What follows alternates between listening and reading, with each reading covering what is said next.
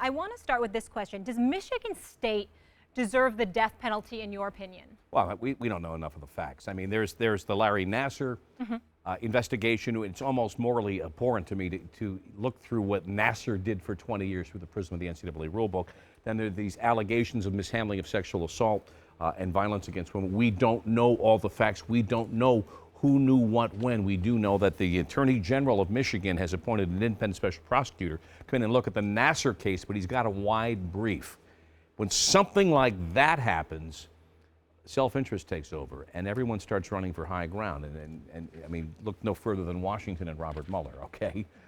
And so that, to me, is where to watch. I think we're many steps away from talking about any death penalty. I would put the NCAA at the back of the line of the concerns here. I understand competitively people care about that, but in terms of law enforcement and everything else, they take precedence here. When you say we don't have enough information, what do you mean by that? Because I feel like I'm reading quite a bit here. Well, you need to know all the specifics of who was involved. Mark D'Antonio, in June of last year, said to some contemporaneous sexual assault allegations, was the first time this has happened in my tenure. Well, that objectively, sir, is not the case. You need to explain yourself there.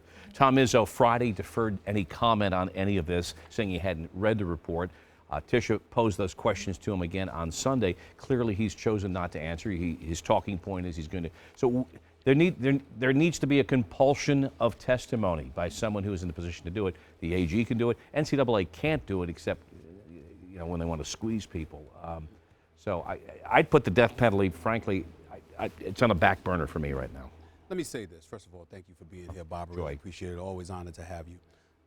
This is a very serious matter. This has the potential to be worse. I mean, as far as I'm concerned, it is worse than Penn State. When you think about the number of women, girls, and by the way, I think I get tired of hearing that. Not that the crime itself is egregious on NASA's part, we get all of that, but on too many occasions I've seen too many reports, not outside the lines, but I've seen too many reports say women. These were little girls. 6 and 8 years old. It's really hard to even talk about it. It's really hard to hear that. As you and I having daughters, I mean, don't get me started. These are girls that we're talking about here. But in the interest of full disclosure, I think it's important to point this out. Number one, I have a very good relationship with head coach Tom Izzo. I have communicated with him on many occasions in the past. He and I spoke recently. Obviously, he couldn't talk about this at all. I've even spoken to his basketball team in the past in terms of motivational speeches and things of that nature for the upcoming season or what have you. I respect this man a great, great deal. Having said all of that, we have to shove that aside and we have to understand what's going on here and the magnitude of this. Larry Nassar we're not shoving that aside by any stretch of the imagination. No. It is what it is. But as it pertains to the football and the basketball program, we have to understand that since 2007 or so, when Mark D'Antonio arrived, you've got about 16 separate cases of players being accused of sexual assault. I watched the interview on Outside the Lines where Adrian Payne was being interviewed by, I forgot who it was, for Michigan State, but in terms of a sexual assault allegation.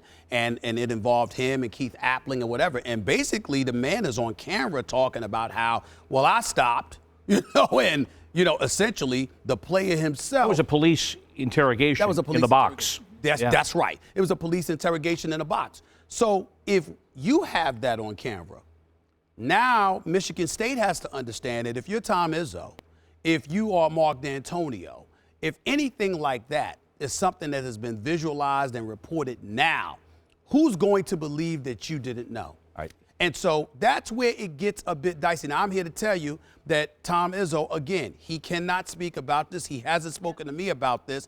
I sense in communicating with him that this is a man that wants the world to believe he did not know. That, you listen to Draymond Green and Le'Veon Bell, and they speak about the character of these coaches. And if I had to lean towards the character of a coach, that's where I would want to lead because Tom Izzo would be worthy of that. But in the end, what's inescapable is the fact that these things have happened. And it's very, very difficult to grasp just the notion that two of the most prominent coaches in the nation were completely blind and oblivious to everything. And that's the reality that they're going to have to deal with. There's also the Travis Walton incident, which you didn't mention as well. Well, Travis Walton who coached in the Final Four as an undergraduate assistant. That's right. Right, was currently under criminal investigation for assault.